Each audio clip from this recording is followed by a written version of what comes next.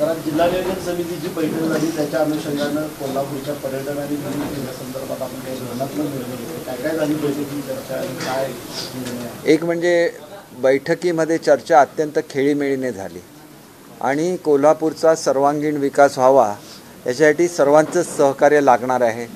त्याच्या व्यतिरिक्त आम्ही जिल्हा नियोजन मंडळामध्ये नवीन अशासकीय सदस्यांची निवड केली आहे. गेल्या 2.5 वर्षामध्ये ही निवड काही कारणांमुळे होऊ शकलेली नव्हती. आता ही निवड झालेली आहे, त्याच्यामुळे त्या सदस्यांनासुद्धा नियोजन मंडळावर काम करण्याची संधी मिळेल. मित्र ही जी आपल्या नियोजन मंडळाच्या धर्तीवर जी नवीन संस्था स्थापन झालेली आहे, ज्याच्यामध्ये मुख्यमंत्री अध्यक्ष आणि उपाध्यक्ष उपमुख्यमंत्री असतात, त्याच्यामध्ये उपाध्यक्षपदी राजेशजी क्षीरसागर यांची निवड झालेली आहे. त्यांचंसुद्धा अभिनंदन या सभेत करण्यात आलं. आम्ही जी प्रायोरिटी ठेवलेली आहे त्याच्यामध्ये विशेषतः करोनाचं प्रमाण जरी भारतामध्ये आणि महाराष्ट्रामध्ये कमी असलं तरी पण या संदर्भातल्या ज्या ज्या उपाययोजना आणि ज्या काय प्रिकॉशनरी मेजर्स घ्यायला लागतील त्याच्या बाबतीत आमची पूर्ण तयारी झालेली आहे. जिल्हाधिकारी पुन्हा या संदर्भात मीटिंग घेतील. त्यानंतर गोवर आणि गुरांच्यावर आलेला जो रोग आहे, लंपी ज्याला म्हटलं जातं, याच्या संदर्भातसुद्धा ज्या लोकांच्या क्लेम्स दिले गेलेल्या नाहीत त्यांच्या क्लेम्सच्या संदर्भात सूचना दिलेल्या आहेत, ते ताबडतोब देण्यात यावे. गोवराच्या संदर्भात 97% लसीकरण पूर्ण झालेलं आहे. उर्वरित लसीकरण ताबडतोब पूर्ण करून घेण्याच्या संदर्भात सूचना देण्यात आलेल्या आहेत. एक गोष्ट कोल्हापूरच्या संदर्भात अशी आलेली आहे की ह्या नियोजन मंडळाच्या सदस्यांची निवड व्हायची होती. त्याच्यामुळे नियोजन मंडळाची बैठक आयोजित करणं आणि त्याच वेळेला नेमकी आचारसंहिता आल्यामुळे बैठक थोडीशी लांबणीवर पडलेली होती आणि त्याच्यामुळे सुट्टी असूनसुद्धा आज बैठक घेण्यात आली. कारण अधिवेशन चालू आहे आणि अधिवेशनाच्या काळामध्ये सुट्टीमध्ये सरकारी बैठका घेता येतात. त्याच्यामुळे कोल्हापूरची बैठक झालेली आहे. पुढच्या वर्षाचा आराखडासुद्धा निश्चित करण्यात आलेला आहे आणि हा जवळजवळ 550 कोटीच्या आसपासचा आराखडा हा आम्ही फायनल केलेला आहे आणि तो लवकरच राज्याला देण्यात येईल. आमचा मूळचाच आराखडा हा 415 कोटीच्या आसपासचा आहे आणि त्याच्यात आम्हाला जे आत्ता देण्यात आलं होतं 385 कोटीचं आम्हाला एकंदर आउटलेसाठी पाठवण्याचं सूचना दिलेल्या होत्या. पण कुठल्याही परिस्थितीमध्ये गेल्या वर्षीपेक्षा आराखडा छोटा होऊ नये, किंबहुना तो वाढावा, याच्यासाठी पालकमंत्री म्हणून निश्चितपणे माझे प्रयत्न राहणार आहेत. दुसरी गोष्ट अशी आहे की मार्चपर्यंतच्या काळामध्ये, कारण मध्यंतरी सत्तांतर झालं, त्याच्यानंतर आचारसंहिता लागली, त्याच्यामुळे जो वेळ फुकट गेलेला आहे, त्याच्यामुळे ज्या राज्य शासनाला 31 मार्चपर्यंतच पैसे खर्च करायला लागतं, परंतु ज्या स्थानिक स्वराज्य संस्था आहेत त्यांना 2 वर्षासाठी ही मुदत असते. हे लक्षात घेऊन ताबडतोब जे लोक खर्च करू शकतात त्यांनी खर्चाला सुरुवात करण्याच्या संदर्भातले सूचना दिलेल्या आहेत आणि ज्या ठिकाणी खर्च होऊ शकणार नाहीत ते पैसे ताबडतोब सरेंडर केले तर अन्यत्र ते पैसे वापरता येतील. आम्ही काही टार्गेट्स ठेवलेले आहेत कोल्हापूर जिल्हा आणि कोल्हापूर शहराच्या संदर्भात. त्याच्या संदर्भात जी टार्गेट्स आहेत त्याच्यामध्ये पंचगंगेचं प्रदूषण कमी करणं हे कोल्हापूर शहर आणि कोल्हापूर जिल्ह्याच्या संदर्भातलं पहिलं टार्गेट ठेवलेलं आहे. आणि त्याच्यानंतर महालक्ष्मी देवस्थान जे संपूर्ण महाराष्ट्राचं एक दैवत आहे, त्या ठिकाणी चांगल्या सुविधा निर्माण करण्याच्या दृष्टीने तिथल्या जी शासकीय कार्यालय आहेत ही त्या ठिकाणून हलवण्यात आलेली आहेत आणि त्या ठिकाणी भाविकांसाठी चांगल्या अशा सुविधा निर्माण करण्यात येत आहेत. ज्या ठिकाणी रोटरी क्लबने एक बांधकाम टॉयलेटचं सुरू केलेलं होतं त्या ठिकाणी जागा नसल्यामुळे रस्त्याच्याच ठिकाणी ते बांधकाम सुरू करण्यात आलेलं होतं. त्याच्याऐवजी आता रेग्युलर ज्या जागा उपलब्ध झाल्या त्याच्यामध्ये चांगल्या सुविधा करण्यात येतील, भाविकांसाठी चांगल्या सुविधा करण्यात येतील.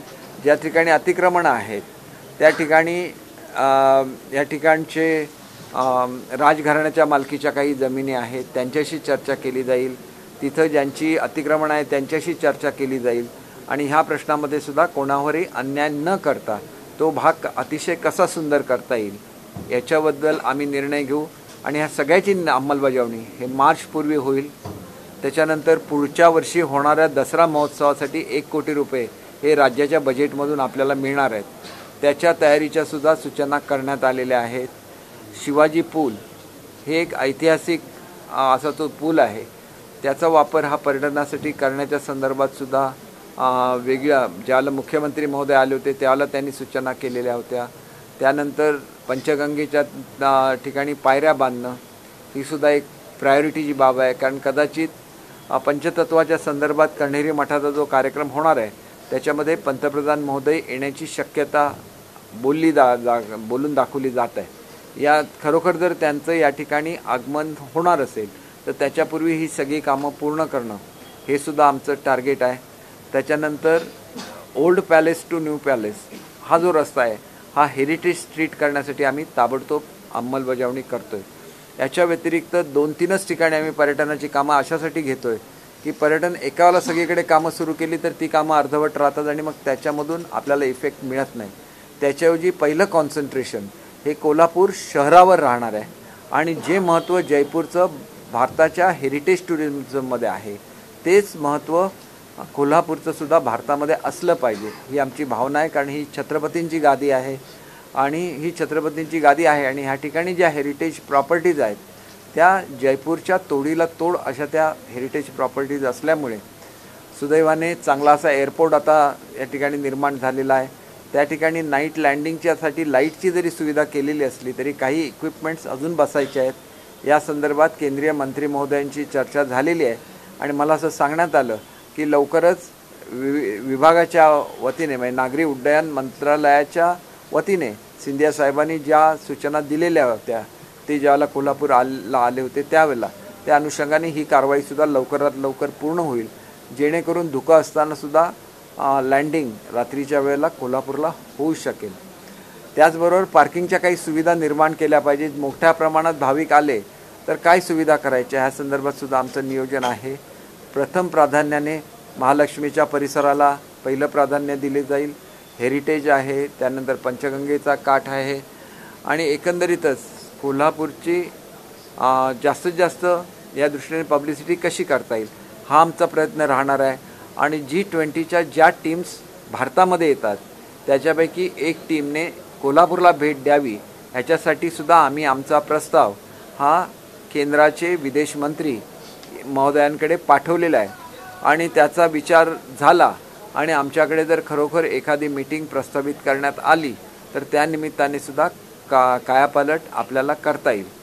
पंचगंगेचं प्रदूषण कमी करण्याच्या दृष्टीने एक मीटिंग ही मुख्यमंत्री महोदयांनी मुंबईला घेतलेली होती. त्याचासुद्धा फॉलोअप आज घेण्यात आला. त्याच्यामध्ये महापालिकेने काय काय कामं करायची आहेत आणि जे आपल्याकडच्या ग्रामपंचायती आहेत त्यांनी काय करायचं आहे हे करत असतानाच ज्या इमिजिएट उपाययोजना करता येतात म्हणजे गावामध्ये पाणी कमी असतं आणि ते नाल्याला सोडण्याऐवजी त्याच ठिकाणी मुरवता येईल का वगैरे ह्याच्या संदर्भातसुद्धा वेगवेगळ्या उपाययोजना करण्याच्या सूचना दिलेल्या आहेत. इचलकरंजीसारखं शहर आहे त्याच्या काही समस्या आहेत. पुढच्या वर्षाच्या ह्याच्यामध्ये पूर्वी आम्ही एका महानगरपालिकेसाठी आर्थिक तरतूद करायचो, आता 2 महानगरपालिका झालेल्या आहेत आणि त्याच्यामुळे ज्याप्रमाणे कोल्हापूर आपल्याला पूर्णपणे त्याचा कायापालट करायचा आहे तसाच तो इचलकरंजी शहराचा सुद्धा केला जाईल आणि इतर शहरांमध्ये काय काय सुविधा केल्या पाहिजेत याच्या संदर्भात सुद्धा चर्चा झाली. कोल्हापूरचा जो आराखडा तयार केलेला आहे त्याच्यामध्ये उद्योगांसाठी जागा कमी ठेवलेली आहे त्याच्या संदर्भात चर्चा झाली आणि हा प्लॅनसुद्धा मॉडिफाय करण्याच्या संदर्भात आम्ही मुख्यमंत्री महोदयांशी बोलू, त्याला मान्यता घेऊ. कोल्हापूरमध्ये संकुल स्पोर्ट्स कॉम्प्लेक्स होण्याच्या संदर्भात सुद्धा चर्चा झालेली आहे आणि शेंडा पार्कची जी जागा आहे त्याच्या संदर्भात मुख्यमंत्री महोदयांनी मीटिंग ठेवली होती, परंतु त्याच दिवशी काही इमर्जन्सी आल्यामुळे आणि मुख्यमंत्री महोदयांना दिल्लीला जायचं लागल्यामुळे शेंडा पार्कची मीटिंग रद्द झालेली होती. शेंडा पार्कची जागा ताब्यात मिळाल्यानंतर त्या ठिकाणी ज्या हायकोर्ट बेंचचं खूप वर्ष मागणी ही कोल्हापूरकरांची आहे त्याच्या संदर्भातली जागा तिथं ठेवलेली आहे. स्पोर्ट्स कॉम्प्लेक्ससाठी जागा ठेवलेली आहे, जिल्हाधिकारी संकुलासाठी जागा ठेवलेली आहे आणि त्याच्यापेक्षा महत्त्वाचं म्हणजे IT पार्क हे कोल्हापूरमध्ये व्हावं याच्यासाठी त्याच्यामध्ये विशेष तरतूद आहे आणि हे IT पार्क जर ह्या ठिकाणी होऊ शकलं तर कोल्हापुराच्या एकंदरीतच प्रगतीचा तो एक फार मोठा माइलस्टोन ठरणार आहे आणि त्याच्यामुळे हे सगळं करत असताना कोल्हापूरला एक इंटरनॅशनल दर्जाचं कन्व्हेन्शन सेंटर असावं अशी सुद्धा चर्चा झाली आणि शाहू मिलचं जे कंपाऊंड आहे याच्यामध्ये अनेक सुविधा करता येतील आणि शाहू मिलमध्ये एकतर छत्रपती शाहू महाराजांची ती आठवण आहे की औद्योगिकरणाकडे कोल्हापूर घेऊन जात असताना ते टाकलेलं शाहू महाराजांनी टाकलेलं एक पाऊल आहे. या दृष्टीने त्या ठिकाणी अनेक नवीन गोष्टी करण्याचा आमचा मानस आहे आणि त्याच्या संदर्भात सुद्धा लवकरच मुख्यमंत्री महोदयांच्याकडे मीटिंग होईल. इंटरनॅशनल दर्जाचं कन्व्हेन्शन सेंटर, शाहू महाराजांचं स्मारक आणि विशेषतः शाहू महाराजांना अपेक्षित असलेलं स्किल डेव्हलपमेंटच्या संदर्भातल्या काही सुविधा जर आम्ही तिथं निर्माण करू शकलो तर मुलांना उद्योगाकडे वळवण्याचं एक ते साधन म्हणून त्याच्याकडे बघता येईल. आणि त्याच्यामुळे जी स्मारकं अर्धवट अवस्थेमध्ये आहेत त्या सर्वांची कामं पूर्ण करणं, हेरिटेज वस्तूंचं संवर्धन करणं, हेरिटेज वास्तूंचा पर्यटनासाठी कसा वापर करता येईल याच्यावर सुद्धा आमचा विचारविनिमय चालू आहे. शालिनी पॅलेस ही वास्तू सध्या अनयुटिलाइज्ड आहे, तर त्या संदर्भात शासनाकडून काही करता येईल का, त्याच्यामध्ये गुंतवणूक करता येईल का याचा विचारसुद्धा आमचा चालू आहे, जेणेकरून हेरिटेज टुरिझममध्ये ती एक महत्त्वाची वास्तू ठरणार आहे की ज्याच्यामध्ये आपल्याला कोल्हापूरचं गतवैभव दाखवता येईल. दुसरं आपला जो रंकाळा तलाव आहे, हा रंकाळा तलाव हा सुद्धा कोल्हापूरचा एक मानबिंदू आहे. त्या ठिकाणी कोल्हापूरमध्ये जसं हॉलंडमध्ये मिनिएचर सिटीज केलेले आहेत की ज्याच्यामध्ये छोट्या छोट्या मॉडेल्समधून कोल्हापूर जिल्ह्याचं वैशिष्ट्य आपल्याला दाखवता येईल, असं एक मिनिएचर पार्कसुद्धा करण्याची संकल्पना ही मांडण्यात आली. त्याचंसुद्धा एस्टिमेट तातडीने सादर करण्याच्या संदर्भात मी सूचना दिलेल्या आहेत. कुस्ती हे कोल्हापूरचं वैशिष्ट्य आहे आणि ऑलिम्पिकमधलं पहिलं व्यक्तिगत पारितोषिक हे सुद्धा कोल्हापूर जिल्ह्याने कुस्तीमध्ये खाशाबा जाधवांच्या निमित्ताने मिळवलेलं आहे. म्हणून कोल्हापूरमधले जे 5 सर्वात जुन्या तालिमी आहेत या तालिमींचं पूर्णपणे दुरुस्ती करणं, त्या ठिकाणी मॅट्स देणं, वेगवेगळ्या सुविधा देणं याचेसुद्धा प्रस्ताव तयार झालेले आहेत. आम्ही खाजगी यांना आम्हाला फंड्स देता येत नाहीत, परंतु विशेष बाब म्हणून प्लॅनिंग डिपार्टमेंटकडून परमिशन घेऊन या तालमींचं सुद्धा पुनर्जीवन केलं जाईल आणि कोल्हापूरला ज्याला पर्यटक भेट देतील त्याला कोल्हापूरमधल्या ऐतिहासिक वास्तूंबरोबरच कोल्हापूरच्या ज्या इतर परंपरा आहेत, ज्याच्यामध्ये कुस्ती आहे, ज्याच्यामध्ये मर्दानी खेळ आहे, ज्याच्यामध्ये लेझिम आहे, अनेक गोष्टी आहेत, त्या सगळ्या, त्याच्यानंतर मल्लखांब आहे, वेगवेगळ्या गोष्टींचं ज्याप्रमाणे आपण सादरीकरण दसरा महोत्सवाला केलं त्याचप्रमाणे ते रोजचं करता येईल का याच्या संदर्भात विचार केला जाईल.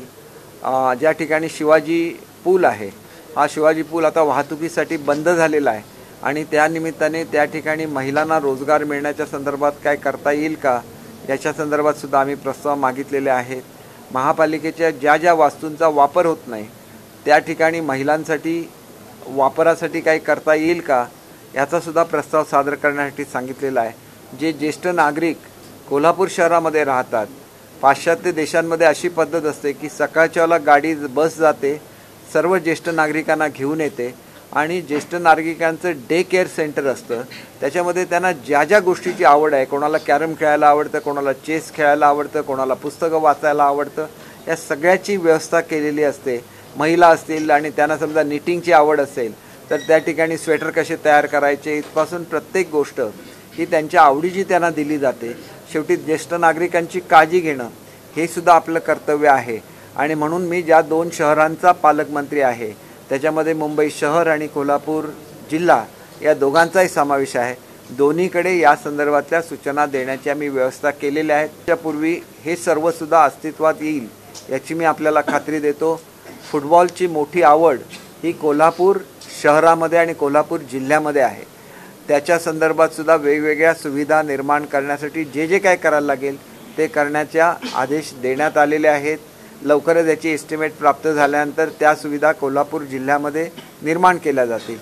खो खोची जी एक विभागीय स्तरावरची राष्ट्रीय पातळीवरची जी स्पर्धा होणार आहे त्याच्यामध्ये कोल्हापूर जिल्ह्याचा अंतर्भाव करण्यात आलेला नाही आहे. तर या संदर्भात मी अजितदादा पवार साहेबांशी बोलेन, जे ह्या संघटनेचे अध्यक्ष आहेत, आणि कोल्हापूर जिल्ह्याचा समावेश त्याच्यामध्ये कसा करता येईल या संदर्भात सुद्धा आम्ही आवश्यक ती काळजी घेऊ. याच्या व्यतिरिक्त ग्रामीण भागामध्ये जाणारे रस्ते आहेत त्याच्या संदर्भात आम्ही वेगवेगळ्या उपाययोजना त्याला निधी उपलब्ध करून देतोय. जे 2 नॅशनल हायवे जे कोल्हापूर शहरातून कोकणाकडे जाणारे आहेत याची फार दुरावस्था झालेली आहे. आणि त्याच्यामुळे या संदर्भात आम्ही आदरणीय गडकरी साहेबांची भेट घेऊ आणि ते व्यवस्थित स्थितीमध्ये कसे आणता येतील या संदर्भात आम्ही निश्चितपणे चर्चा करू. कोल्हापूरच्या व्यतिरिक्त पारगड किल्ला आणि राधानगरी या 2 ठिकाणी सुद्धा पर्यटनाच्या विषयाच्या सुविधा निर्माण करण्याच्या संदर्भात सूचना देण्यात आलेल्या आहेत. शेतकऱ्यांसाठी ज्या ज्या सुविधा करायच्या आहेत त्या सुविधांच्या संदर्भात सुद्धा संबंधित डिपार्टमेंटला निर्देश देण्यात आलेले आहेत. चंदगडसारख्या ठिकाणी मत्स्य विकासासाठी मत्स्य बीज तयार करण्याच्या संदर्भातलं केंद्र उभारायचं आहे. त्याच्यानंतर पाटगावसारख्या ठिकाणी मधाचं गाव ही संकल्पना त्या ठिकाणी अस्तित्वामध्ये आणायची आहे. त्या संदर्भातल्या सूचना देण्यात आलेल्या आहेत. आणि मी आपल्याला पूर्वीच सांगितलं की राजाराम हायस्कूल हे जे आहे याच्या संदर्भात त्याला एक जिल्ह्याचा दर्जा देऊन त्या ठिकाणी जिल्ह्यातली सर्वात हुशार मुलं यांच्यासाठी रेसिडेन्शियल स्कूल तयार करता येईल का याचं मी एस्टिमेट्स तयार करायला सांगितलेली आहे. ज्या 50 शाळांना आम्ही विशेष निधी देतोय त्याच्यामध्ये कोल्हापूरमधलं राजाराम हायस्कूलचा सुद्धा समावेश करण्याच्या सूचना मी माझ्या डिपार्टमेंटला दिलेल्या आहेत. एकंदरीतच कोल्हापूरकरांच्या ज्या ज्या मागण्या होत्या त्या पूर्ण करण्यासाठी आमचा प्रयत्न राहणार आहे. आणि ही मीटिंग व्हायला थोडासा जो वेळ झाला त्याला आचारसंहिता मधल्या काळामध्ये होती, त्याच्यामुळे आम्ही मीटिंग घेऊ शकलो नव्हतो. 2.5 वर्षामध्ये सदस्यांची नियुक्ती होऊ शकलेली नव्हती, ती सुद्धा एकमताने झाली. सर्व विरोधी पक्षाचे सुद्धा, मग ते माजी पालकमंत्री बंटी पाटील साहेब असतील, हसन मुश्रीफ साहेब असतील, विरोधकांच्या बरोबर म्हणजे विरोधी पक्षामध्ये जे आहेत ते कोल्हापूरमध्ये कधीच विरोधक नसतात, सगळेच एकत्र येऊन काम करतात. आणि त्याच्याचबरोबर मित्रचे उपाध्यक्ष हे सुद्धा सुदैवाने कोल्हापुरातलेच आहेत. आणि हद्दवाढीच्या संदर्भात एक मीटिंग घेण्याचा त्यांचा आग्रह होता. आज मी ती मीटिंग घेऊन त्यांची मतं जाणून घेतलेली आहे. याच्यावर अधिकची माहिती घेऊन काय करता येईल ते सुद्धा निश्चितपणे केलं जाईल. कोल्हापूर संदर्भात आपण अतिशय चांगल्या योजना आता मांडलेल्या आहेत, पण कोल्हापूरचं आरोग्य राखणाऱ्या सीपीआर संदर्भात सीपीआरला अनेक मशीन्स याला जोडणंच प्रश्न आहे. आणि सध्या कोरोनाचं सुद्धा आपण बीपीच्या छायेत आहे, तर काय नेमकी पाहणी केली तुम्ही, स्वतः जाऊन आलात का, काही लोकांना बोलावून घेतलं? मी सीपीआरच्या संदर्भात प्रस्ताव मागून घेतलेले आहेत. त्यांना काही नवीन इक्विपमेंट देत असतानाच आपल्याकडे आय हॉस्पिटलची कमतरता आहे कोल्हापूर जिल्ह्यामध्ये, म्हणून 2 ठिकाणी हे हॉस्पिटल म्हणजे ऑपरेशन थिएटर्स ही सुद्धा. आणि आपण बघितले की ज्याच्यामध्ये आपण मोतीबिंदू काढल्यानंतर तिथं लेन्सचं प्रत्यारोपण करायला लागतं, हे खाजगी रुग्णालयामध्ये होते परंतु गव्हर्नमेंट रुग्णालयामध्ये होत नाही. तर त्या सुविधा देण्यासाठी सुद्धा पैशाची आर्थिक तरतूद ही आम्ही DPC मधून करतोय. आणि त्याच्यामुळे ज्या ज्या सुविधा नाही आहेत, आणि ह्याच्यामध्ये मी विशेषतः भर अशावर दिलेला आहे की ज्या ठिकाणी जी इक्विपमेंट नाही आहेत ती इक्विपमेंट ताबडतोब हॉस्पिटलना उपलब्ध करून देण्यावर आम्ही भर दिलेला आहे. दुसरं, ज्या ठिकाणी आम्ही ऑक्सिजन प्लांट बसवलेले आहेत त्या ठिकाणी सिलेंडर भरता येत नाही, आणि सिलेंडर भरण्यासाठी एक 27 लाखाच्या आसपासची यंत्रणा लागते. ती यंत्रणासुद्धा आम्ही उपलब्ध करून देतोय, जेणेकरून जिथं ग्रामीण रुग्णालय आहे तिथल्या प्लांटवरून ऑक्सिजन जर इतर ठिकाणी द्यायला लागला तर त्याची व्यवस्था सुद्धा आम्ही केलेली आहे. सर, तुमचं सगळं ऐकल्यानंतर कोल्हापूरचं फारच विकासाचं सत्तर उभं राहते, ते वास्तवात शुभेच्छा. पण पाठीमागचं आपण बरीच माहिती घ्यायची राहिली असं वाटायला लागलं. त्याचं कारण की विभागीय क्रीडा संकुल गेली 10 वर्ष रखडलेलं आहे आणि आपण नवीन जिल्हा क्रीडा संकुल करायला निघालो. नाही, विभागीय कृषी भवनची पायाखुदाई झाली पण त्याला इमारतीला 1 रुपया अजून आलेला नाही आहे. कोल्हापूर शहरासह 12 तालुक्याच्या ठिकाणी महिलांसाठी स्वतंत्र स्वच्छतागृह, पुरुषांसाठी नीट नाहीयेत. कोल्हापूर तर नाहीच आहे. तुम्ही तिकडे कोल्हापूरचं खूप सुंदर चित्र मांडावं लागेल. आल्यानंतर या नैसर्गिक विधीसाठी कुठं जायचं असा सुद्धा मोठा प्रश्न आहे. त्यामुळे हे थोडं खूप मनोहारी असं चित्र व्हायला लागलं. परंतु वास्तुस्थिती वेगळी. आणि दुसरं म्हणजे निधी शिल्लक राहिला आहे म्हणून कॉन्ट्रॅक्टरने आणलेल्या योजनावर का आपण इथं कुठं मंजूर करावं लागलो, मार्चच्या आधी खर्च व्हायला पाहिजे म्हणून तसं न होता लोकांच्या अपेक्षित असलेल्या योजना व्हाव्या. 100% या योजनांवर आपण एक गोष्ट लक्षात घेतली पाहिजे की तुम्ही महिलांसाठी असलेल्या सुविधांबद्दल बोलला. आजपर्यंत याच्यासाठी जागा उपलब्ध करून देण्यात आलेली नव्हती. मी पालकमंत्री झाल्यानंतर पहिल्यांदाच सगळी कार्यालयं खाली करून घेतली, सरकारी कार्यालयं ती शिफ्ट अन्य ठिकाणी केली आणि भाविकांसाठी लागणाऱ्या सर्व सुविधा या त्या ठिकाणी मार्च 2023 पूर्वी सगळ्या पूर्ण करण्यात येईल. त्याच्यासाठी मी आराखडे सुद्धा सादर करायला सांगितले आहेत आणि मार्च 2023 पर्यंत हे सगळं पूर्ण करण्याची आमची अपेक्षा आहे. आणि त्याच्यामुळे ही कामं तातडीने सुरू होत आहेत.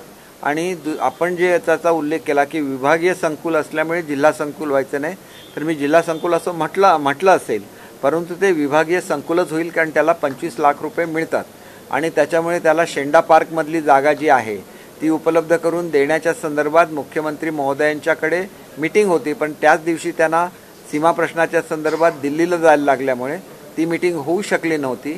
आमचं नागपूर अधिवेशन संपल्यानंतर लगेच ही मीटिंग घेण्यात येईल, ती जागा उपलब्ध करून देण्यात येईल आणि ते संकुलाचं काम पूर्ण करण्यात येईल. आपण दुसऱ्या एका पायाभरणीच्या संदर्भात उल्लेख केलेला आहे, त्याची मी माहिती घेऊन त्याच्या संदर्भात जे काय करता येईल आम्ही करू.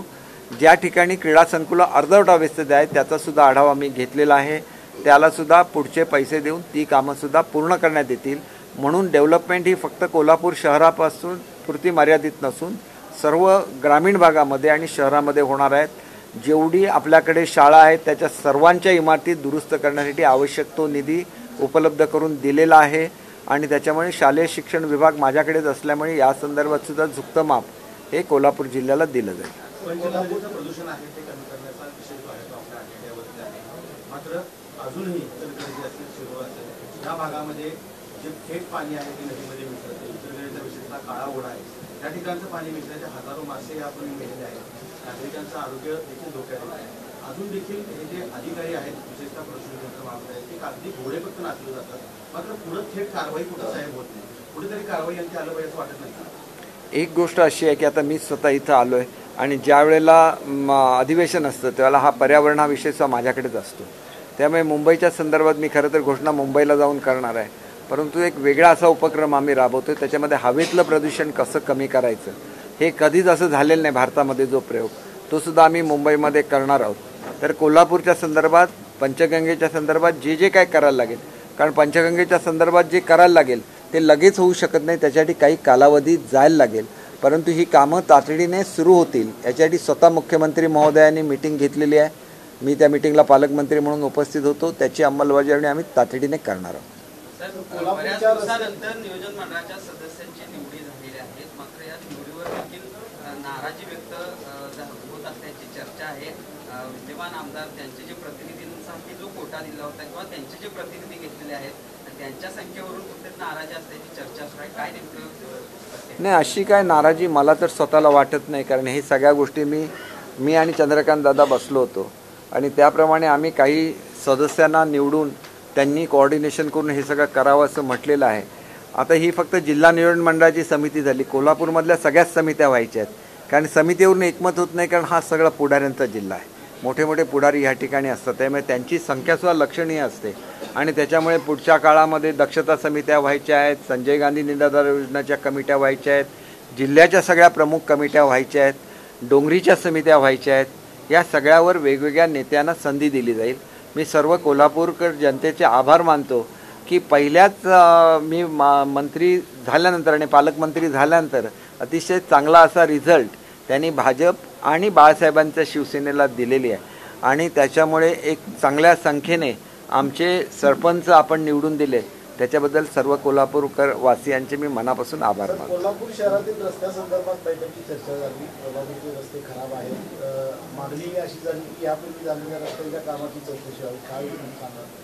एक गोष्ट आहे, चौकशी हा एक भाग आहे, परंतु लोकांना इंटरेस्ट असतो ते ताबडतोब नवीन रस्ते होण्यामध्ये आणि त्याच्यामुळे 100 कोटीचं एक पॅकेज हे मुख्यमंत्री महोदयांनी कोल्हापूरसाठी सुद्धा देऊ केलेलं आहे.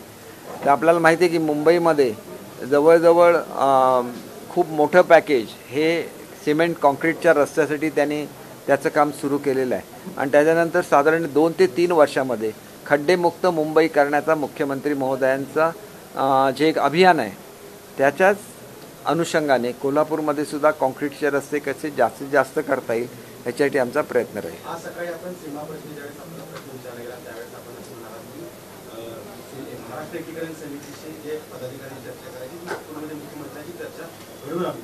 मात्र आज सकाळीच महाराष्ट्र एकीकरण समितीचे पदाधिकारी कोल्हापूरात आले होते. त्यांनी आपल्याशी विनंती केली की आम्हाला तिथे यायला जमणार नाही, त्याच्या आपणच जे 3 समन्वय मंत्र्यांची जी कमिटी असणार आहे ती आपण तिथं आपण बेळगावमध्ये चर्चा करू असं म्हटलं. मात्र दुसरीकडे आपण एकदमच त्या बैठकीत महाराष्ट्र एकीकरण समितीच्या त्या पदाधिकाऱ्यांची बैठक झाली, तिथं गेल्यानंतर ते उठून दुसरीकडे गेले, त्यामुळे एक नाराजीचा सूर त्या ठिकाणी येतोय. काय सांगा? नाही, एक गोष्ट अशी आहे की ज्याच्यामध्ये राजकीय पक्षाची लोकं असतात ती वेगवेगळ्या राजकीय पक्षाची लोकं असतात. शेवटी सीमा प्रश्नावर कुठलं राजकारण होतं कामा नये. मला असं माहिती नव्हतं की कुठल्या प्रश्नाच्या संदर्भात कोण बसलं. ते माझी तिथं मीटिंग होती म्हणून मी गेलो, आणि मला जर बोलवलं असतं तर मी गेलोच असतो. कारण मी एक महत्त्वाचा घटक अशासाठी आहे की मराठी भाषासुद्धा माझ्याकडे आहे आणि शिक्षण खातंसुद्धा माझ्याकडे आहेत, आणि सीमा भागामधले असलेले बहुतांश प्रश्न या 2 खात्याशी संबंधित आहेत. आणि त्याच्यामुळे तिथं असलेले हे स्थानिक नेते होते आणि ते वेगवेगळ्या पक्षाचे नेते होते, आणि त्याच्यामधले बरेचसे हे आम्ही ज्या पूर्वी पक्षाचे सदस्य होतो त्या पक्षाचे सदस्य होते. आणि त्याच्यामुळे मी अगोदरच सांगितलं आहे की सीमा प्रश्नावरून कुठलंही राजकारण करायचं नाही. हा जो बाळासाहेबांनी दिलेला एक संदेश होता त्याच्या पलीकडे जाऊन हे काम घडतं आहे. आणि त्याच्यामुळे त्यांनासुद्धा मी विनंती करेन की बाळासाहेबांनी जे सांगितलेलं आहे की सीमा प्रश्न सोडवणं हे पहिलं उद्दिष्ट, तिथं राजकारण येता कामाने, हा बाळासाहेबांचा आदेश होता आणि त्या आदेशाचं पालन सर्व लोक करतील याची मला खात्री आहे. मुंबई आणि नागपूरसाठी दिलेलं निमंत्रण आहे ते सीमावासियांनी पेटाळलेलं आहे. बेळगावमध्ये येऊनच सरकारनं आमचे प्रश्न जाणून घ्यावे अशी त्यांची एक गोष्ट अशी आहे बघा की सीमा प्रश्न हा खूप काळ रेंगाळलेला आहे आणि प्रदीर्घ काळ असा सीमावासियांनी याच्यासाठी लढा दिलेला आहे. आणि भारतातल्या इतिहासातला सर्वात प्रदीर्घ असा हा लढा आहे. आणि त्याच्यापासून आम्ही सर्वांनी सुद्धा असा बोध घेण्याची आवश्यकता आहे की मोर्चा काढून घोषणा देऊन हा प्रश्न सुटणार नाही आहे. त्याच्यासाठी सिस्टमॅटिकली एफर्ट्स करायला लागतील. पहिल्यांदाच जॉईंट कमिटी ही फॉर्म होते आहे दोन्ही राज्यांची, आणि त्याच्यामधून दैनंदिन प्रश्नाच्या संदर्भात ज्या अडचणी आहेत त्या दूर होऊ शकतील आणि दीर्घकाळामध्ये हा प्रश्नसुद्धा सुटू शकेल याची मला खात्री आहे. आणि त्याच्यामुळे समोरच्यांनी चिडवलं तरी आपण चिडून न जाता आपण आपल्या विचाराशी ठाम ठेवलं पाहिजे. आणि एवढ्या प्रदीर्घ काळ लढा लढवणाऱ्या प्रत्येकाला मी नावानिशी ओळखतो, आणि त्याच्यामुळे मला असं वाटतं की बेळगावमध्ये ज्यावेळेला मी जाईन त्यावेळेला मी अवश्य त्यांच्याशी चर्चा करेन. परंतु ज्यावेळेला ते कोल्हापूरमध्ये येणार आहेत त्यावेळेला आम्ही सगळेजण नागपूरमध्ये असणार आहे. त्यावेळेला जर मला शक्य झालं तर त्यावेळेला, आणि आम्हाला खूप कामकाज असतं कारण आमच्याकडे सध्या राज्यमंत्री नाही आहेत, त्यामुळे पूर्ण वेळ आम्हाला अधिवेशनाला थांबायला लागतं. तर ते बघून सीमावासियांसाठी आमचं अधिवेशन संपल्यानंतर, आणि अधिवेशनामध्ये सुद्धा त्यांनी ठराव घेतल्यामुळे काही होत नाही, या ठरावाचा काहीही परिणाम सुप्रीम कोर्टच्या केसवर होत नाही. पण आज जर ठराव घेऊन प्रश्न सुटले असते तर असे 10 ठराव सुद्धा करायची आमची तयारी आहे. आपण सोमवारी या संदर्भात अधिवेशनामध्ये एक ठराव करणार आहात, त्यांनी ठराव केलेला आहे, आपण त्या संदर्भात निषेधाचा ठराव वगैरे काय करणार आहात? हे बघा, निषेध करण्यापेक्षा आपल्याला पॉझिटिव्ह ठराव केला पाहिजे की हा भाग महाराष्ट्रामध्ये आला पाहिजे, असाच आमचा ठराव असणार. आणि जर हे त्यांना 1 इंचसुद्धा जमीन द्यायची मान्य नव्हती तर मग महाजन अहवाल त्यांनी का स्वीकारला होता हा सुद्धा प्रश्न आहे. त्याच्यामध्ये सुद्धा 250 खेडी आम्हाला मिळतच होती ना. 1 इंच जमीन कुठे आणि 250 खेडी कुठे? आम्हाला 850 खेडी पाहिजे आहेत, आणि म्हणून आमचा हा लढा आहे असं माझं म्हणणं आहे. आणि बेळगाव शहरांसकट हे 250 खेडी मिळाली पाहिजे बेळगाव कारवारसह, अशी महाराष्ट्राची मागणी आहे आणि ती पूर्ण व्हावी अशी आमची अपेक्षा आहे.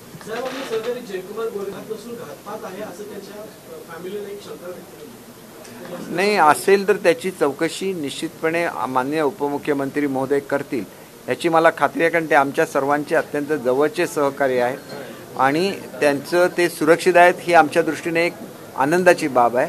जे काय घडलं असेल त्याची चौकशी होईल.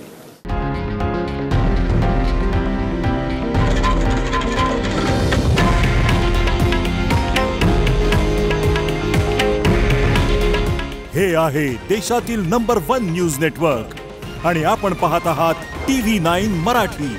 काळजी तुमची, हित महाराष्ट्राचं.